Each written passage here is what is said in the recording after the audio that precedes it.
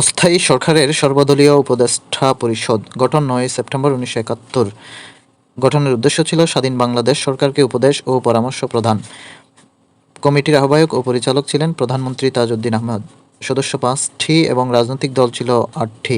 Committee দল এবং তথ্যখনিকা মাওলানা আব্দুল হামিদ খান ভাসানী ন্যাব প্রধান এবং তিনি উপদেষ্টা পরিষদের সভাপতি মনোনীত হন। তাজউদ্দিন আহমদ আওয়ামী লীগ থেকে বাংলাদেশ সরকারের প্রধানমন্ত্রী ছিলেন। খন্দকার মুশতাক আহমদ আওয়ামী লীগ বাংলাদেশ সরকারের পররাষ্ট্রমন্ত্রী।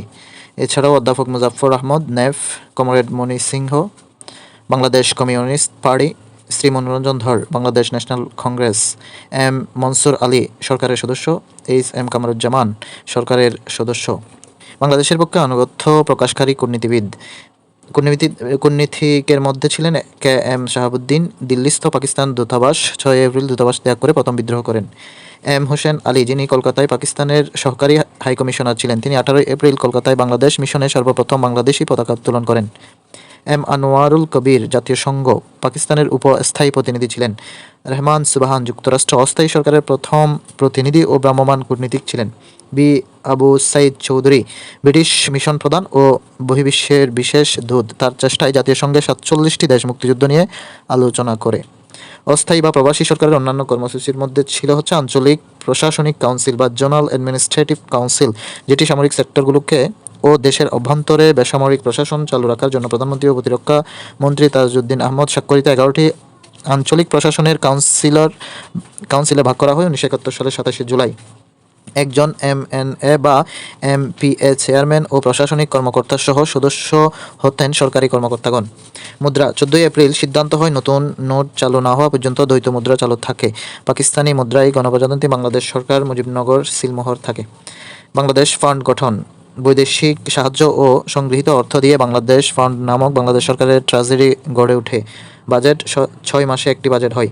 Planning cell. প্রধানমন্ত্রীর তত্ত্বাবধানে স্বাধীন দেশের উপযোগী প্রশাসন ও আমলাতন্ত্রকে কীভাবে ঢেলে সাজানো যায় সে বিষয়ে পরামর্শ দেওয়ার জন্য সরকার একটি প্ল্যানিং কমিশন বা প্ল্যানিং সেল গঠন করে। প্রধান অর্থনীতিবিদ ছিলেন সনদ কুমার সাহা ও গবেষণা কর্মকর্তা ছিলেন ডক্টর মোহাম্মদ ইউনূস। এছাড়াও মুক্তিযুদ্ধকালীন ডক্টর মোহাম্মদ ইউনূস যুক্তরাষ্ট্রের টেনেসি অঙ্গরাজ্যের ন্যাশভিলে গঠন করেন বাংলাদেশ নাগরিক কমিটি। এই কমিটির উদ্দেশ্য ছিল মুক্তিযুদ্ধের সমর্থন আদায় এবং পাকিস্তানকে সামরিক সহযোগিতা বন্ধ করতে মার্কিন কংগ্রেসে লবিং করা। তথ্য প্রকাশের জন্য প্রতিষ্ঠা করেন বাংলাদেশ নিউজ লেটার নামে পত্রিকা। মুক্তাঞ্চল। যুদ্ধের সময় মুক্তিযুদ্ধের নিরাপদ আশ্রয়স্থল কয়েকটি উল্লেখযোগ্য মুক্তাঞ্চল: তৎকালীন ঠাকুরগাঁও মহকুমার তেঁতুলিয়া থানা, তৎকালীন রংপুর জেলার পাটগ্রাম ও রৌমারী থানা। পুলিশ আব্দুল খালেক আইজিপি ও স্বরাষ্ট্র সচিব। তখন পুলিশের ৪টি রেঞ্জ ছিল, বর্তমানে 10টি। ত্রাণ ও পুনর্বাসন কমিটি, জে.জি. ভৌমিক ছিলেন রিলিফ কমিশনার ও এইচ এম কামরুজ্জামান ছিলেন chairman. Youth control board, chairman ছিলেন অধ্যাপক ইউসুফ আলী।